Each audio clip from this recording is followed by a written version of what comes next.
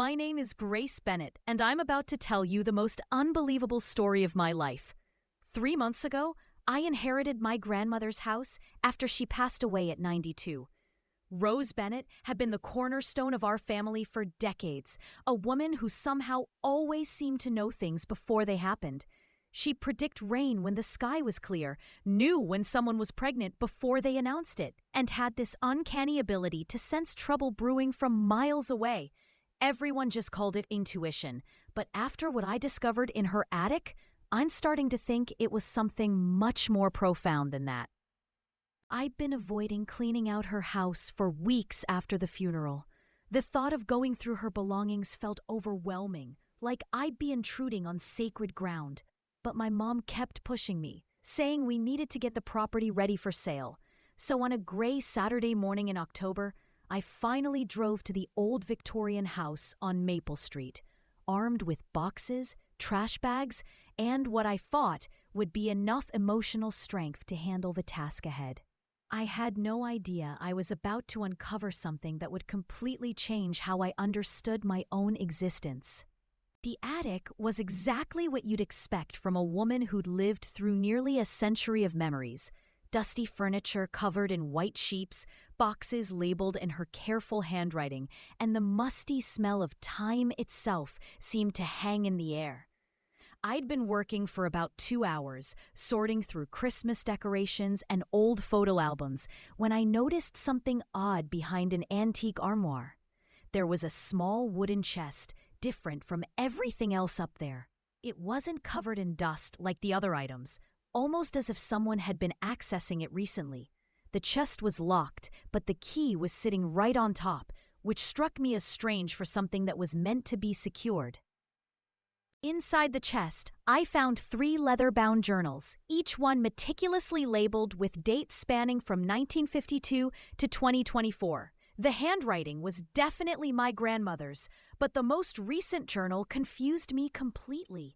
Grandma Rose had been struggling with arthritis in her hands for years, yet this final journal showed no signs of shaky penmanship. Every letter was perfectly formed, every word crystal clear. I decided to start with the oldest journal first, thinking it might give me some insight into her younger years that our family had never heard about before. What I read in those first few pages made my hands shake so violently that I nearly dropped the journal. The entry dated September 15, 1952, described in vivid detail the day I was born. But that was impossible because I wasn't born until March 3, 1996, 44 years later. Yet there it was, written in her unmistakable handwriting. Today, Grace came into the world at 3:47 a.m., weighing 6 pounds and 2 ounces. She has her father's stubborn chin and her mother's expressive eyes. I can already see she's going to be a fighter, someone who doesn't accept defeat easily. The nurses are amazed by how alert she is, how she seems to be studying everything around her with such intensity. I flipped through more pages, and every single major event of my life was documented with terrifying accuracy. My first steps at 11 months, my first word being book instead of mama or dada, the time I broke my arm falling out of the oak tree in our backyard when I was 7. She'd written about my high school graduation, my college years, even my disastrous relationship with my ex-boyfriend Marcus that ended just 2 years ago. How could she have known about Marcus? They'd never even met because he was from a different state, and I'd never brought him to family gatherings or mentioned him in detail to anyone. The level of detail was absolutely mind-boggling and frankly terrifying.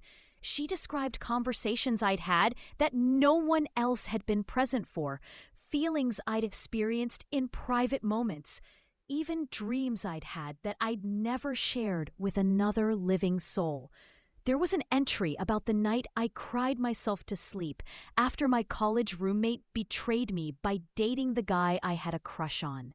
Another entry described the exact moment I decided to change my major from pre-med to journalism, a decision I'd made alone in my dorm room at 2 in the morning after failing my organic chemistry midterm. As I continued reading, I realized these weren't just random observations or lucky guesses.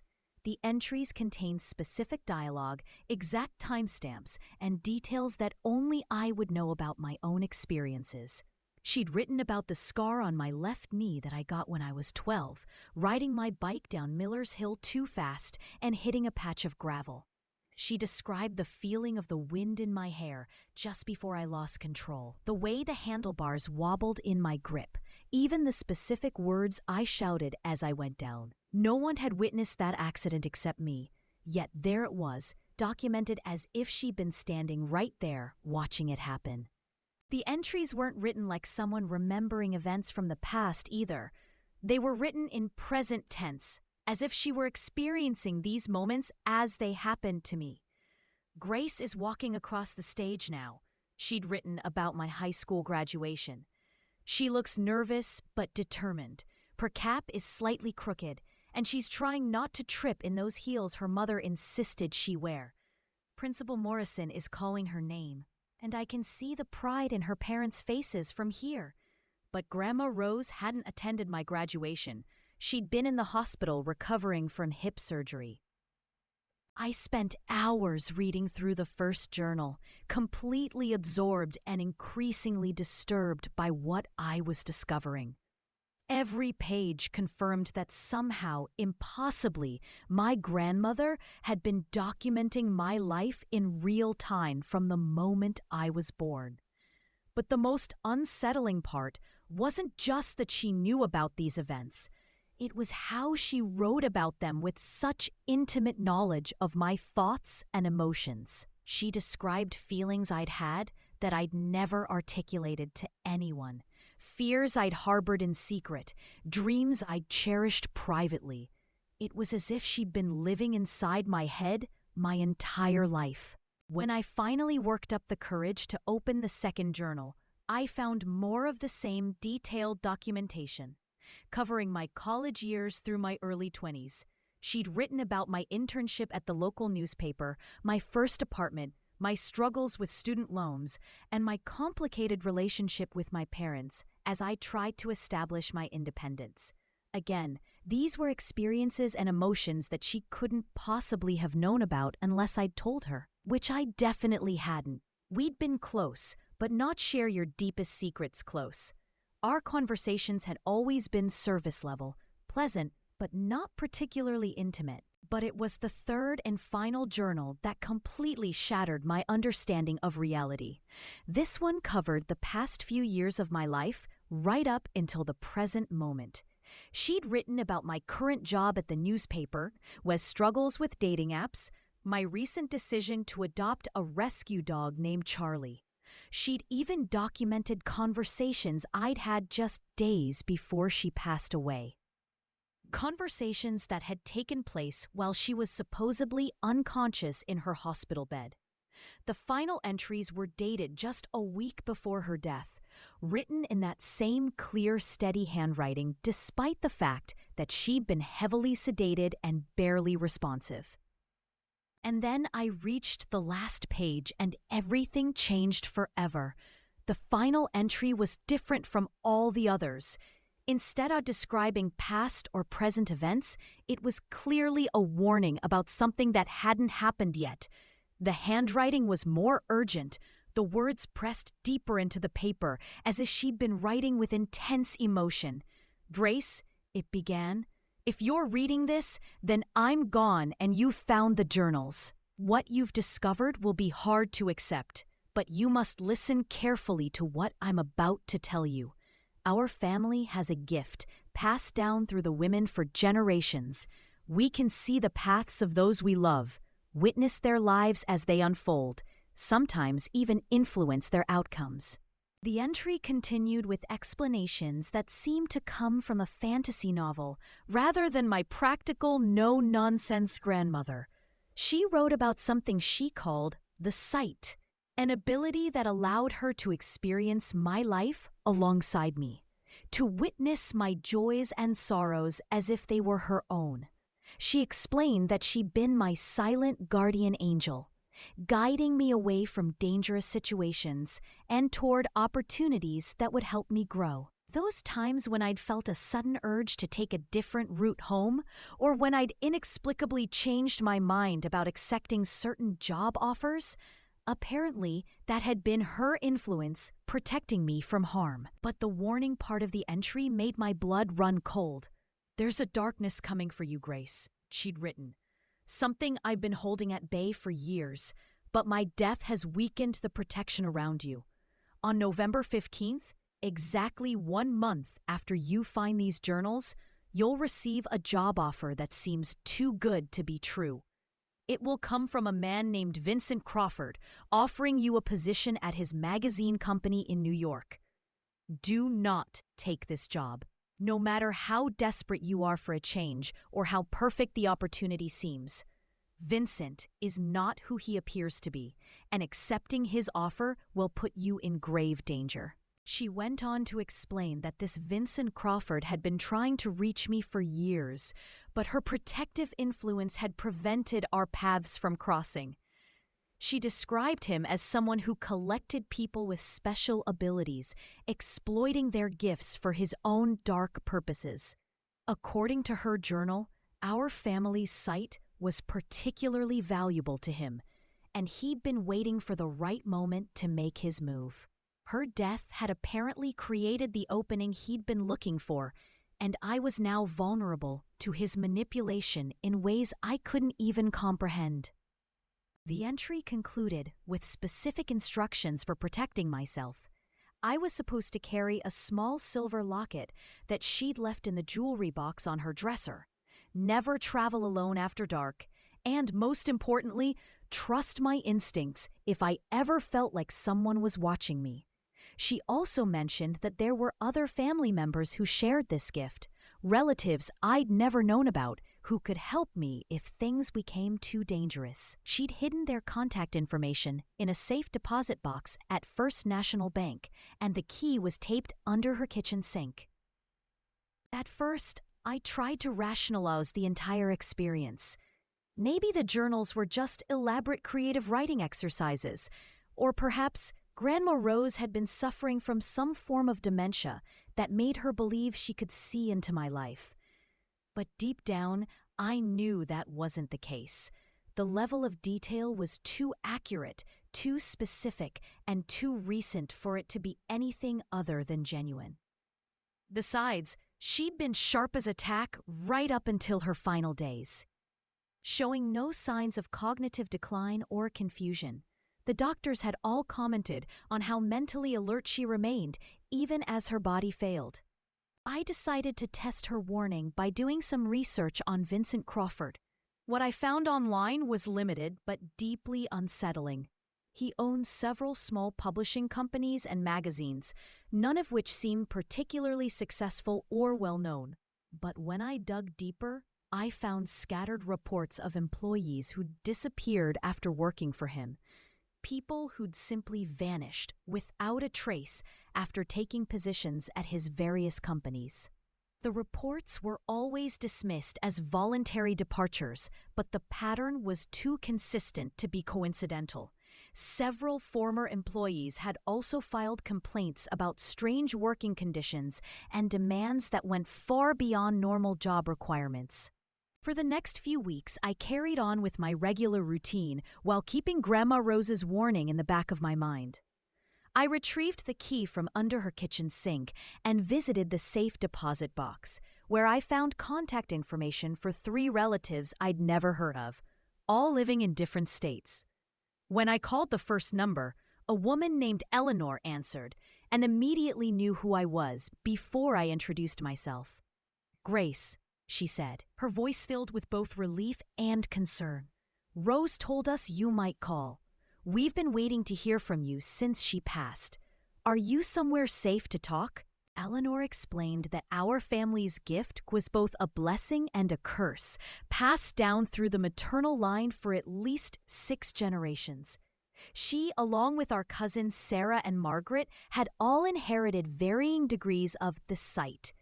Eleanor could see future events, Sarah could influence people's decisions from a distance, and Margaret could communicate with family members who'd passed away. They'd all learned to hide their abilities after encountering people like Vincent Crawford, individuals who sought to exploit supernatural gifts for their own gain.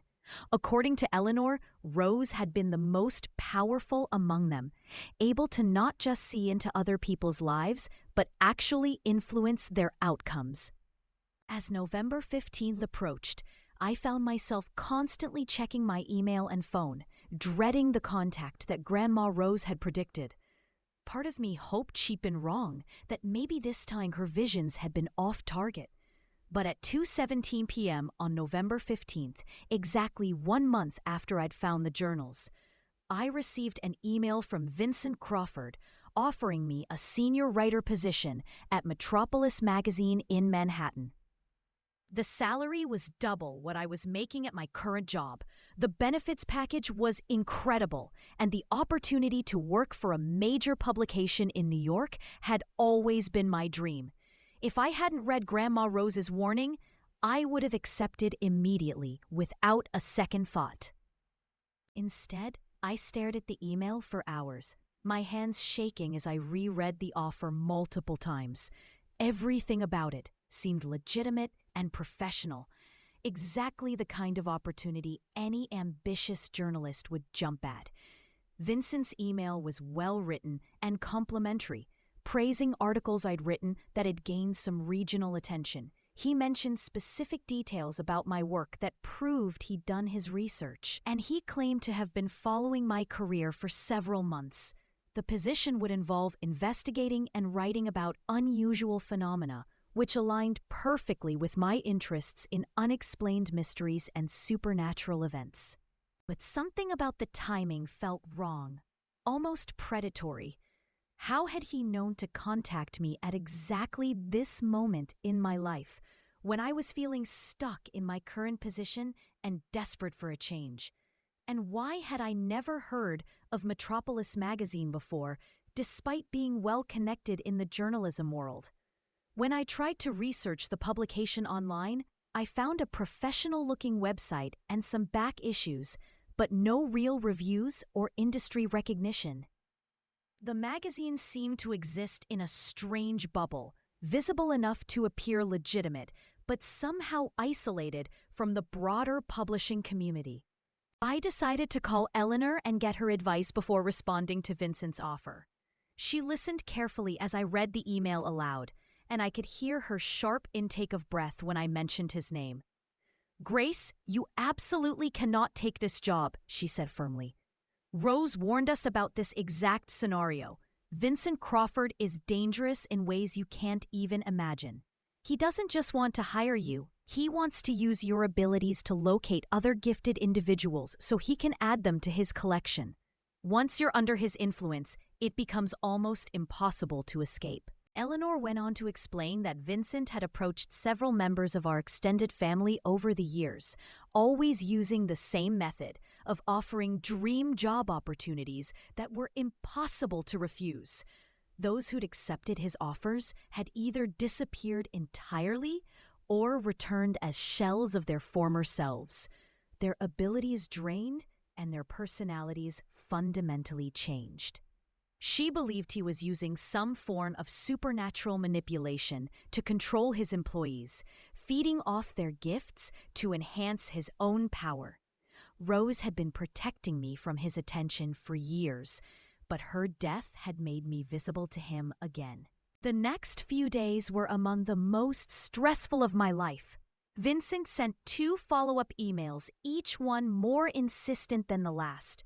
He mentioned that the position needed to be filled quickly and that he was prepared to increase the salary offer if I was concerned about compensation. He also began including personal details in his messages that he couldn't possibly have known. References to my rescue dog Charlie, my favorite coffee shop, even the fact that I'd been considering moving to a larger city.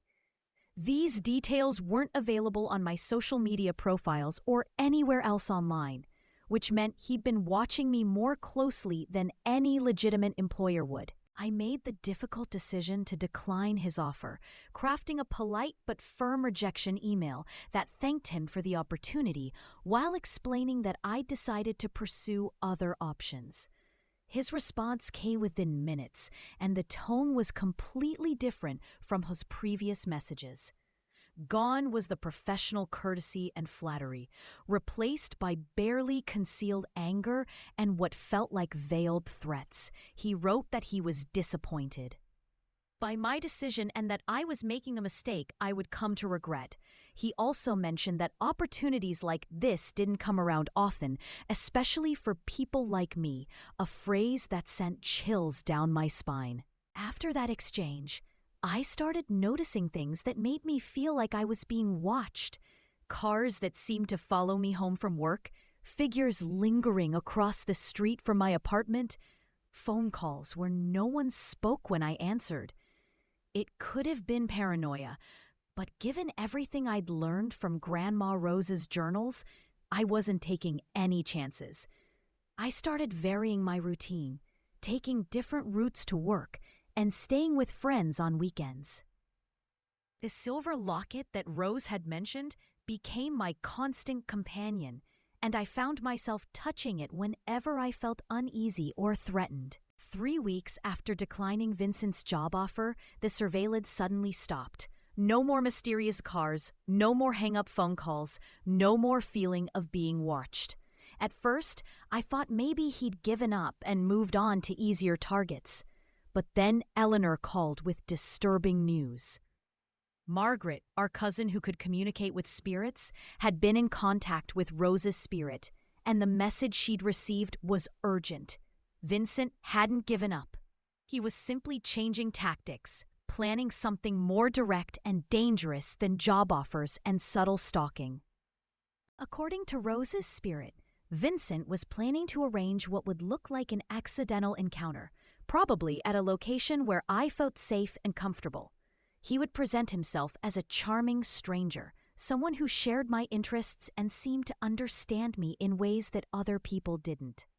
The connection would feel natural and destined, exactly the kind of meeting that romantic comedies are made of. But it would all be carefully orchestrated manipulation designed to lower my defenses and make me trust him enough to let him into my life voluntarily. Rose's spirit also revealed that Vincent's power came from a collection of artifacts he'd stolen from the gifted individuals he'd destroyed over the years. These items, jewelry, books, photographs, personal belongings, contained pieces of their owner's abilities, which he used to enhance his own supernatural influence. The only way to permanently stop him was to destroy these artifacts, but they were heavily protected in his private residence. And approaching him directly would be extremely dangerous for someone like me who lacked experience in dealing with supernatural threats. But Rose had left me one final gift, something she'd prepared before her death that would level the playing field. Hidden in her garden, beneath the rose bush she'd planted in my honor when I was born, was a small cloth bag containing what she called protection seeds. These weren't ordinary seeds, but rather vessels containing concentrated positive energy from every woman in our family line who'd possessed the site. If I planted them around my home and carried one with me at all times, they would create a barrier that Vincent couldn't cross and shield me from his manipulation attempts. The instructions for using the protection seeds were detailed and specific. I had to plant them during the new moon, water them with rainwater collected during a thunderstorm, and speak each ancestor's name as I placed them in the ground. The process took 3 days to complete, and during that time, I experienced the strangest sensations. Warmth spreading through my hands as I worked with the seeds, whispers in languages I didn't recognize, and brief flashes of vision showing women who looked like older versions of me performing similar rituals in different eras and locations. On the final night of the planting ritual, I felt a presence in my garden that was unmistakably Grandma Rose. She didn't appear visually, but her essence was so strong that I could almost smell her lavender perfume and hear her gentle humming. A sense of peace and protection settled over me like a warm blanket, and I knew that the barrier was complete. Whatever Vincent Crawford had planned for me, I was now ready to face it with the combined strength of generations of gifted women standing behind me. Sure enough, Vincent made his move exactly as Rose's spirit had predicted. 2 days after completing the protection ritual, I was at my favorite bookstore browsing the mystery section when a handsome man in his 40s struck up a conversation about the book I was holding. He seemed knowledgeable about crime fiction, shared my taste in authors, and had an easy charm that made conversation flow naturally. Under normal circumstances, I might have been flattered by his attention and agreed to continue our discussion over coffee. But the protection seed in my pocket grew warm the moment he approached, and I could sense the artificial nature of his interest. What he didn't know was that the protection ritual had done more than just shield me from his influence. It had also enhanced my own abilities. I could see through his carefully constructed facade to the darkness underneath, the hunger for power that drove him, and the cold calculation behind his seemingly genuine smile. When he suggested we meet for coffee the next day, I smiled politely and agreed, but I was already planning how to turn his trap back on him. Rose's spirit had shown me that running from Vincent would only postpone the inevitable. He wouldn't stop until he got what he wanted or was permanently stopped. The next evening, instead of meeting him at the coffee shop as planned, I drove to Eleanor's house 3 states away. She'd been preparing for this confrontation for decades, gathering information about Vincent's methods and building alliances with others who'd escaped his influence. Together with Sarah and Margaret, we'd devised a plan to end his threat once and for all. It would require all 4 of us working together, combining our different abilities to break through his defenses and destroy the source of his power. The plan was dangerous, but it was our only chance to protect future generations of our family from his predatory behavior. What followed was the most intense 3 days of my life, as we prepared for a supernatural confrontation unlike anything I could have imagined. Eleanor taught me how to focus my inherited sight into a weapon capable of disrupting Vincent's hold over his stolen artifacts. Sarah showed me techniques for protecting my mind from his manipulation attempts. Margaret established communication with other spirits who'd been victimized by Vincent, gathering intelligence about his vulnerabilities and the layout of his stronghold. Together, we created a battle plan that would have sounded like pure fantasy just months earlier. The confrontation itself took place on a moonless night at Vincent's estate in upstate New York. Using our combined abilities, we infiltrated his property and located the room where he kept his collection of stolen artifacts. The moment we entered that space, the air crackled with supernatural energy from dozens of trapped souls crying out for release. Vincent appeared immediately, his facade of charm completely gone, replaced by rage at our interference in his carefully laid plans. What followed was a battle fought on multiple planes of existence, using weapons of will and inherited power rather than anything physical. In the end, it was Grandma Rose's spirit that delivered the final blow. She appeared in that room with the full force of her protective love, channeling the combined strength of every woman in our family line who'd ever used the site to protect those they cared about. Vincent's stolen power crumbled before that assault, and his collection of artifacts burst into flames that burned with colors I'd never seen before. As each item was destroyed, I could feel the trapped souls being released, their gratitude washing over us like waves of warm light before they moved on to whatever comes after this life. Vincent Crawford aged decades in moments as his artificial power left him, revealing the withered, bitter man he'd become through his parasitic lifestyle. Without his supernatural abilities, he was just another predator, vulnerable to earthly justice. We left him there in his burning mansion and contacted authorities who'd been investigating his various disappearances for years. The evidence we provided, combined with testimony from survivors who were finally free to speak, ensured that he'd spend what remained of his natural life in prison, unable to harm anyone ever again. Looking back now, 6 months after that night, I'm still processing everything that happened and everything I learned about my family's legacy.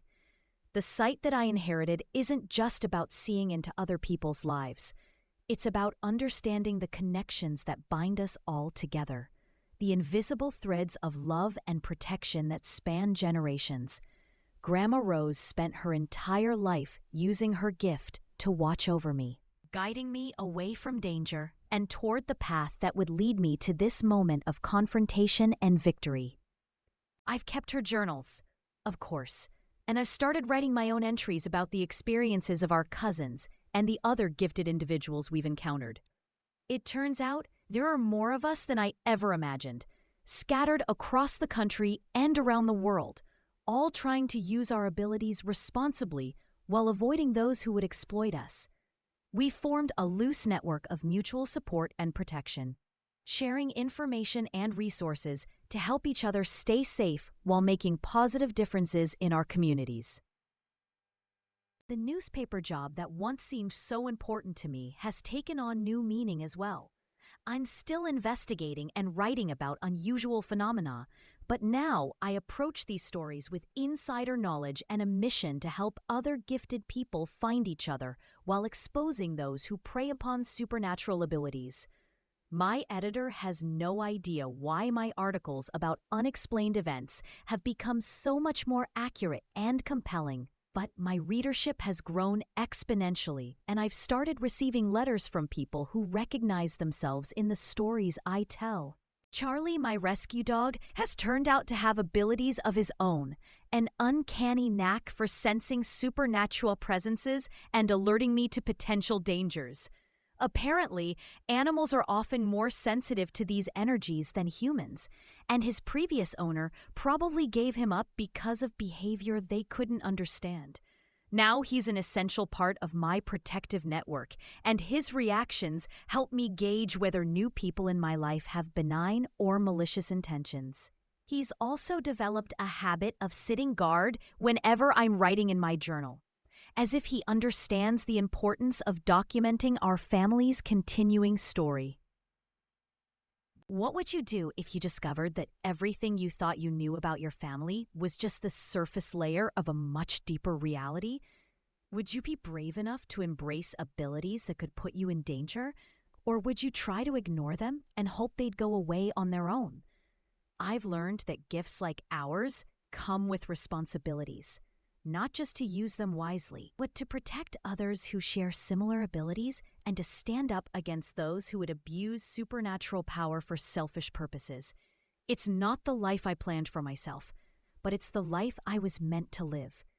The most beautiful part of this entire experience has been discovering how much love surrounded me without my even knowing it. Every day of my life, Grandma Rose was there with me in ways I never understood, celebrating my victories and cushioning my falls. That protection didn't end with her death. It evolved into something stronger, connecting me with family members I'd never known existed and Abab. Abilities I'd never dreamed of possessing. The sight that runs in our family isn't just about seeing the future or influencing events. It's about love that transcends time and death, bonds that can't be broken by any earthly force. If you've made it this far in my story, you might be wondering whether you have gifts of your own that you've never recognized. Maybe those moments of intuition you've experienced weren't just lucky guesses. Perhaps those dreams that seemed too real were actually glimpses into other dimensions or times. Trust those instincts that tell you to avoid certain people or places. especially if they've kept you safe in situations where logic couldn't explain the danger. Our abilities often manifest as subtle feelings or inexplicable knowledge, rather than dramatic supernatural events. And learning to trust and develop these gifts can change your life in ways you never imagined possible. I'd love to hear about your own experiences with unexplained phenomena or family. Mysteries that never quite made sense. Have you ever had a moment where you knew something you shouldn't have known, or felt protected by someone who wasn't physically there? Drop a comment below and share your story. You might be surprised by how many others have had similar experiences. And if you want to hear more stories like this one, make sure to subscribe because I share new, real-life mysteries and supernatural encounters 3 to 4 times a week. Each story comes from real people dealing with extraordinary circumstances, and your support helps me continue investigating and sharing these incredible experiences.